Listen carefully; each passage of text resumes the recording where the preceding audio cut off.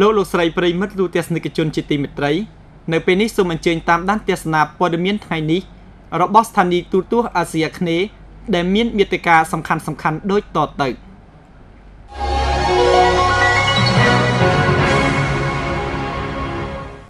ជាដំបូងសូមអញ្ជើញប្រិមិត្តទូរទស្សនិកជនតាមដានទស្សនាព័ត៌មានជាតិ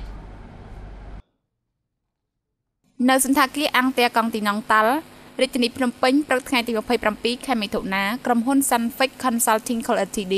បានរៀបចំពិធីប្រកាសជាផ្លូវការពី Sunfix Consulting និង Info ដែលជាបណ្ដាញដៃគូពាណិជ្ជកម្មនិងណែនាំឲ្យស្គាល់ពី The Office of the CFO ក្រោមការចូលរួមពីអ្នកវិនិយោគនិងបណ្ដាក្រុមហ៊ុនជាច្រើនទៀតនៅក្នុងការធ្វើបទបង្ហាញ Info គឺជាអ្នកផ្គត់ផ្គង់ធំជាងគេក្នុងចំណាត់ថ្នាក់លេខ3នៃសហគ្រាសកិច្ចការអនុវត្តប្រព័ន្ធនិងសេវាកម្មជូនអ្នកទិញប្រហែលជា 70000 នាក់ទៅតាមបណ្ដាក្រុមហ៊ុនជាច្រើនប្រទេសប្រហែលជា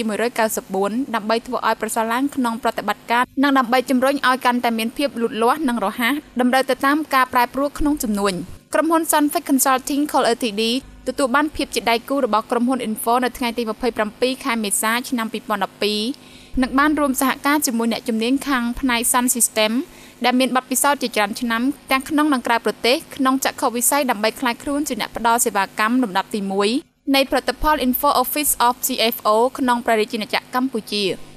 ស្ថិតក្នុងបេសកកម្មក្រុមហ៊ុនបានសង្កត់ធ្ងន់ទៅលើការផ្ដល់សេវាកម្មដ៏ជឿជាក់ជូនដល់អតិថិជនផ្ដល់នូវផលិតផលដែលមានគុណភាពខ្ពស់ទៅតាមថវិកាសមស្របរបស់អតិថិជនដែលជួយរកដំណោះស្រាយខាងផ្នែកហិរញ្ញវត្ថុហើយនឹងជឿជាក់ថា Sun System Financial Management នឹងអាចផ្ដល់នូវដំណោះស្រាយដល់ការិយាល័យ CFO ដែលអាចសម្រេចលើតម្រូវការនិងការប្រកួតប្រជែងផ្នែកហិរញ្ញវត្ថុ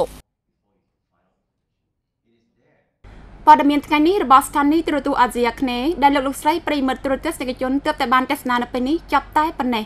សូមថ្លែងអំណរគុណសម្រាប់ការយកចិត្តទុកដាក់តាមដានទស្សនារបស់លោកអ្នកនៅពេលនេះយើងខ្ញុំទាំងពីរនាក់សូមអរគុណសូមគោរពលា